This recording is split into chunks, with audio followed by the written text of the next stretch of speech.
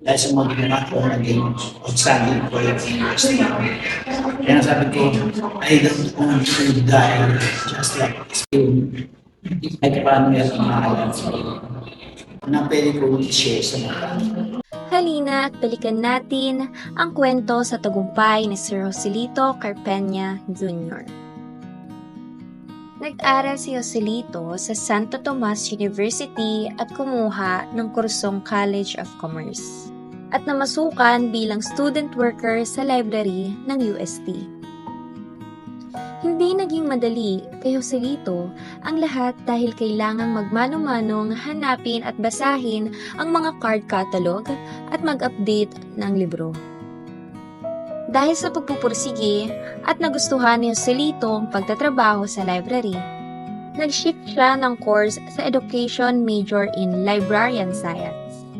Mas nadagdagan ang kaalaman ni Joselito sa mundo ng library. Nang makapagtapos ng pag-aaral, ay nagtrabaho siyang Junior Librarian sa Ramon Magsaysay, Award Foundation Asian Library. Nakapagtrabaho rin si Joselito sa Philippine National Bank kung saan ay ipinamalas niya ang kanyang dedikasyon at galing. Dahil sa adhikain niya na makatulong at mag-iwan ng isang alaala na maaari niyang maipasa sa galing na susunod pang henerasyon. Kinuha siya ni Mayor Lani Cayetano bilang Chief Librarian ng Taguig City. At ngayon ay nagsisilbi sa Taguig City upang pangunahan ang makabagong library na e-library. Mas naging mabilis at epektibo ang e-library sa tulong ng mga bagong teknolohiya. Mayroon ng libreng pasilidad na magagamit ang mga estudyante ng Taguig upang makapag-research at print ng kanilang mga kailangan para sa kanilang pag-aaral. Bilang librarian, paano po nabago ng technology ang trabaho niyo?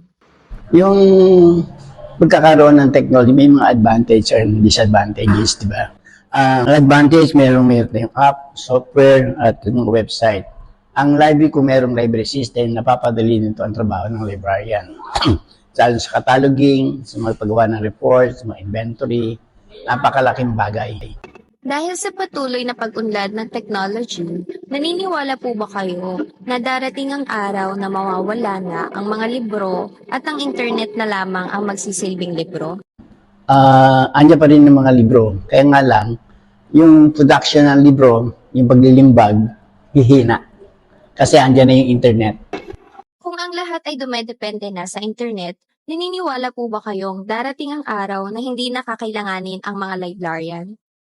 Actually, hindi naman. Kasi yung pagkakaroon natin ng mga computer, mga impormasyon, kailangan pa rin ng librarian. Ang librarian ang nag-organize, naglilikom, yun ang mga impormasyon, nag-organize, di ba? So, ang librarian, hindi pa rin mawawala. Kumbaga, importante pa rin sila sa ano. Kasi, yung mga nakita natin sa computer, karamihan naman tao, nag-i-input niyan. So, ang library importante pa rin para malikom, ma-organize yung mga impormasyon. Mas napadali po nito yung trabaho. Kaya lang, napadali ang trabaho. Kasi, malaking bagay yung information technology ngayon. Malaking bagay sa librarian. Kaya, mabilis. Lalo na pag ang library mayroong system, library system, lalong maganda. Sa aming panayam kay Mr. Joselito Carpena, ipinakita niya ang epekto ng teknolohiya sa pagbabago ng kanyang karanasan bilang librarian. Una, ibinahagi niya ang proseso ng paghahanap ng impormasyon dahil sa mga kagamitang tulad ng mga card catalog, paggawa ng report at pag-iimbentaryo ng libro. Ngunit ngayon, dahil sa computer at internet, mas mabilis at madali na niyang nakukuha ang mga impormasyon na kailangan. Bagamat may mga positibong pagbabago, mahalaga pa rin na pahalagahan ang mga tradisyonal na pamamaraan tulad ng paggamit ng mga card catalog. Ito ay nagbibigay ng espesyal na karanasan at nagpapalakas sa ating pag-unlad at pag-intindi sa kaalaman. Ginoong Joselito Carpena Jr., also in charge ng Taguig City.